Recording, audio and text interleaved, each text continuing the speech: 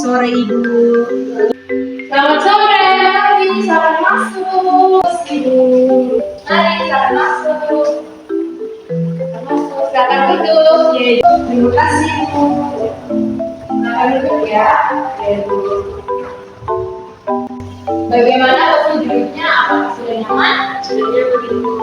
Oke, baiklah. Kalau Ibu boleh tahu apa kabar mengenai hari ini? Ibu, saya kabarnya baik-baik saja. Ibu, Kabar ini juga baik, puji Tuhan. Oke, Nona, sebaiknya sebelum kita memulai diskusi kita pada hari ini, kita saling memperkenalkan diri dulu ya. Oke, mulai dari Ibu, perkenalkan nama Ibu Frederick Aurus Sayono. Ibu di sini sebagai guru BK dan di sekolah ini Ibu sering disapa dengan Ibu Erika. Bagaimana dari Nona? Silakan Nona perkenalkan diri Nona. baik Ibu, perkenalkan Ibu, nama saya Iwan Gema Asmanita. Saya biasa dipanggil Matri. Saya sekarang sudah berada di kelas 11. Saya jurusan DKV kelas 1. Oh, baik, kalau Nona jurusan DKV ya? Iya Ibu. Oke. Kalau Ibu boleh tahu,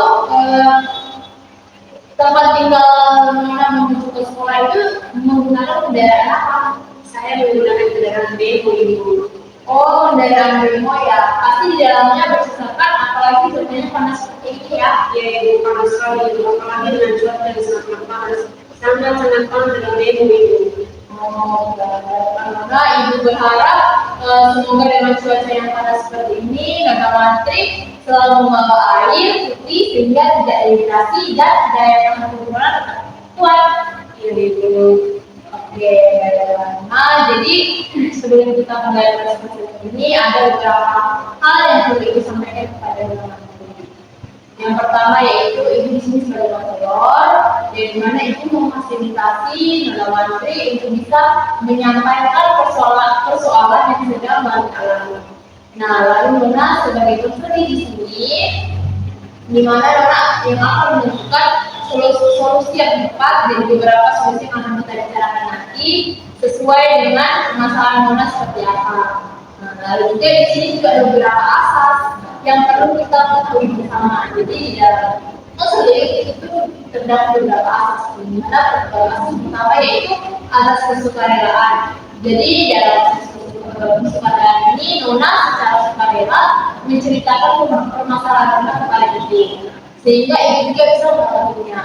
Terus asas yang kedua yaitu asas keterbukaan, di mana Nona secara terbuka menceritakan permasalahan yang Nona hadapi kepada Ibu. Nona secara terbuka menceritakan apa saja yang Nona rasakan dan apa saja yang Nona alami. Terus asas yang ketiga yaitu asas kerahasiaan, di mana Ibu menjamin segala sesuatu yang Nona ceritakan kepada Ibu saat ini hanya Nona dan Ibu saja yang mengetahuinya sebatas ruangan ini saja. Dan Ibu tidak akan memberitahukan keluar tanpa ada persetujuan dari Nona sendiri. Apakah Nona bisa memahami? Jadi Ibu bisa disepakati. Oke, baiklah Nona. Yang berikutnya tentang waktu pertemuan kita hari ini, hari Sabtu pada pukul 16:45 bagaimana? Baik Ibu. Baik Nona, kita menyepakati waktu pertemuan kita ya. Kita pertemuan kita berjalan 30 menit ke depan. Bagaimana Nona? Apakah setuju? Setuju Ibu. Oke, baiklah kita setuju. Tadi kita sudah membicarakan beberapa hal yang mungkin ada sesuatu di dalam proses beberapa ini. Mungkin ada hal sesuatu yang ingin disampaikan kepada Ibu. Baik Ibu, jadi maksud kedatangan saya di sini saya ingin menceritakan masalah saya sendiri kepada Ibu. Jadi akhir-akhir ini saya sangat kayak kecenderungan selalu dengan media sosial gitu, sehingga saya rasa bahwa dengan saya hubungan media sosial, prestasi saya di sekolah menurun Ibu. Jadi saya sering menarik diri dari universitas seperti saya juga menarik diri dari teman-teman, dan saya juga menarik diri dari masyarakat. Dan saya juga tidak berinteraksi atau bertatap muka dengan orang sekitar saya juga menurun Ibu. Jadi saya juga menjadi bingung dan sering takut dengan keadaan saya sekarang. Oh, jadi Wantri sangat kecanduan dengan media sosial ya? Kalau ibu boleh tahu, sejak kapan Wantri mulai bermain media sosial? Saya mulai bermain media sosial itu sejak orang tua saya memberikan saya handphone itu. Jadi saya baru dari SD kelas 5 itu. Oh, jadi seperti itu.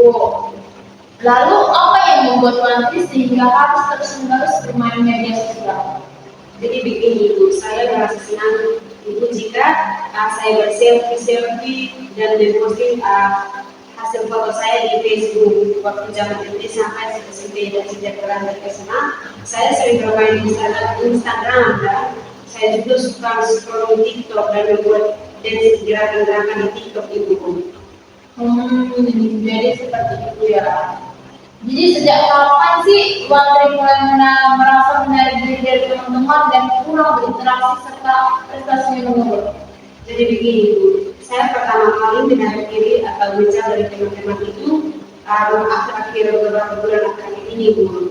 Jadi karena saya mau itu karena prestasi saya menurun dari kelas 1 SMA semester 2 itu Bu. Oh, jadi dari kelas 1 SMA semester 2 ya? Oh, seperti itu. Apakah teman-teman Wantri sering mengajak Wantri mengobrol atau jalan-jalan di luar waktu sekolah? Teman-teman saya sering mengajak saya berbicara itu, tapi saya terkadang tidak beresponnya karena terlalu asik dengan HP saya itu, dan kalau jalan-jalan terkadang teman saya mengajak saya itu, tapi saya selalu nolak itu karena saya lebih nyaman berada di rumah dengan handphone saya seperti TikTok, WA, dan juga media lainnya itu. Oh, jadi seperti itu. Apakah kamu pernah merasa kesepian dan sejak kapan kamu mulai mengalami? Waktu itu, waktu dulu jika saya merasa kesepian pada saat itu, HP saya dicas dulu. Kalau saya misalnya kayak HP saya sedang dicas, berarti saya kesepian karena jadi saya ingin melakukan sesuatu karena pikiran saya hanya tertuju pada HP itu. Dan terkadang saya main HP walaupun sambil dicas dulu. Dan akhir-akhir ini saya mulai merasa kesepian karena satu persatu teman saya mulai menjauh dari saya gitu. Oh ya, baiklah. Ibu juga dulu pernah mengalami hal yang sama seperti yang Haris alami. Waktu orang tua ibu pertama kali memberikan HP kepada ibu, dan saat itu tidak berlangsung lama, karena di situ saat pertama kalinya ibu memegang HP. Tapi itu tidak berlangsung lama karena ibu sadar karena bahwa ibu semacam pegang HP itu ibu selalu mulai menarik diri dari teman-teman ibu, dari lingkungan sosial karena ibu lebih fokus pada HP ibu. Nah, ibu juga sering menolak ajakan teman-teman ibu karena keasikan bermain HP di dalam kamar. Pada saat itu juga ibu dengan sendirinya sadar bahwa perilaku ibu itu tidak baik dan ibu segera berusaha mengontrol diri untuk bermain HP dan memainkannya cukup jika ada keperluan dan secukupnya saja sesuai jadwal yang telah ibu buat. Iya Ibu, jadi saya selalu bisa menjadi juga banyak. Tetapi kalau mana caranya Ibu supaya saya bisa membagi waktu saya agar tidak memprioritaskan bermain games itu, saya bingung gitu. Ya, ibu paham sekali apa yang mama rasakan. Iya, jadi Nona menurut ibu baiknya jika Nona mencoba untuk belajar, berusaha mengontrol diri dan membuat jadwal aktivitas harian. Dan Wantri juga mulai bergabung dengan teman-teman Wantri sehingga bisa menghidupkan diri agar tidak terlalu fokus dengan HP Nona. Kalau ibu mendapat ibu tentang saya, maka saya akan berusaha untuk berbuat atau melakukan apa yang ibu sudah sampaikan kepada saya ini. Baiklah, ibu akan memberikan kamu hadiah jika kamu berhasil mengurangi penggunaan media sosial yang berlebihan. Dan Wantri mencatat seberapa sering dan berapa lama waktu yang dihabiskan di media sosial setiap hari setelah selesai kegiatan sosial individual ini ya. Baik ibu, saya akan mencoba dan berusaha semaksimal mungkin ibu. Apa yang kamu rasakan sekarang? Jadi setelah saya menceritakan apa yang saya alami dalam diri saya, terus saya mendapatkan saran dari ibu, saya merasa lebih lega dan sedikit lebih baik dulu. Oke, baiklah. Tadi kita sudah membicarakan beberapa solusi yang bisa Wanda terapkan dalam permasalahan ini. Ibu berharap apa yang sudah Wanda niatkan semoga dapat dilakukan dengan sempurna tanpa ada rasa paksaan ya. Oke, baiklah. Mengingat waktu kita juga sudah selesai, pertemuan kita sampai di sini dulu ya. Kita akan bertemu pada pertemuan selanjutnya pada tempat dan waktu yang sama seperti hari ini pukul 16 dan pertemuan kita dan tepatnya di ruang BK sekolah dengan durasi pertemuan 4 jam. Baik Ibu. Begitu saya pamit dulu Ibu. Terima kasih. Sama-sama Nona, terima kasih untuk kehadirannya. Ibu berharap Wantri bisa melakukan yang terbaik ya. Jadi berharap nanti Wantri minggu depan masuk pertemuan kedua, Wantri bisa melakukan apa yang Ibu sarankan agar Ibu bisa menjadikan Wantri hadiah. Terima kasih. Saya pamit dulu Ibu. Oke, makasih Nona. Hati-hati ya pulangnya.